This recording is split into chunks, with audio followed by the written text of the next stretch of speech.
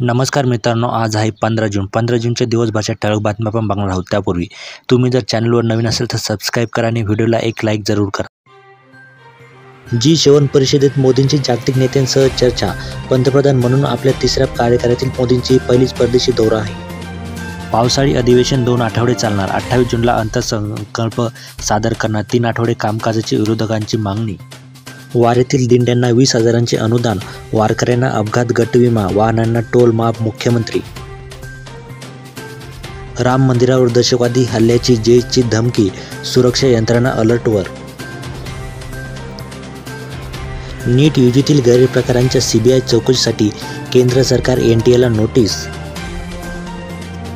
पक्षात काम करताना अशा गोष्टी घडत असतात. छगन भुजबळ.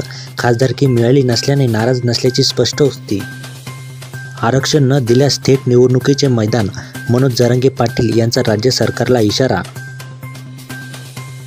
कोथरूडच्या महाराजच्या दरबारात खासदार लंकेंची हजेरी. गुंड गजा मारण्याच्या सत्काराची क्लिप व्हायरल. नगर कनेक्शनबाबत चर्चा. मुंबईच्या सर्वांगीण विकासावर भर. मुख्यमंत्री एकनाथ शिंदे यांचे प्रतिपादन. कोस्टल रोड प्रकल्पाच्या कामांची केली पाहणी. माझ्या विजयात काँग्रेसचाही हातभार. खासदार सुनील तटकरे यांच्या दाव्याने खळबळ. विरोधकांनी भुजबळ नाराज असल्याच्या बातम्या पेरल्या. भुजबळ नाराज चर्चेला अजितदादांकडून पूर्णविराम.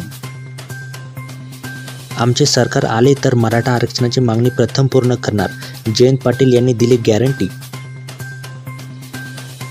अजितदादा समर्थकांना जितेंद्र आव्हाड यांनी सुनावले. शरद पवार यांच्याबद्दल आपलेपणाची भावना. केजरीवाल ईडीच्या कोठडीत नाहीत. कथित मद्य धोरण घोटाळा प्रकरण. न्यायालयाने ईडीला फटकारले. 1.5% मते वाढवा. विधानसभा आपलीच. देवेंद्र फडणवीसांनी दिला विश्वास. त्या लोकांवर कारवाई. बावनकुळे. श्रीरामांना अहंकारी पक्षाला 241 जागांवरच रोखले. संघाचे इंद्रेंद्र कुमार यांनीही टोचले कान. मराठा समाजासाठी काय केले ते आक्रमकपणे मांडा.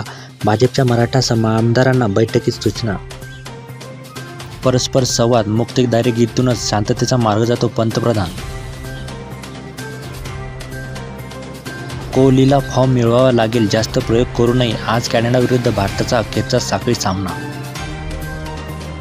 अफगाणिस्तान सुपर 8मध्ये न्यूझीलंड बाहेर. पापुआ न्यू गिनीवर 7 गाड्यांनी मात. कांदा प्रश्नामुळे महायुतीला फटका. उपमुख्यमंत्री अजित पवार यांची कबुली.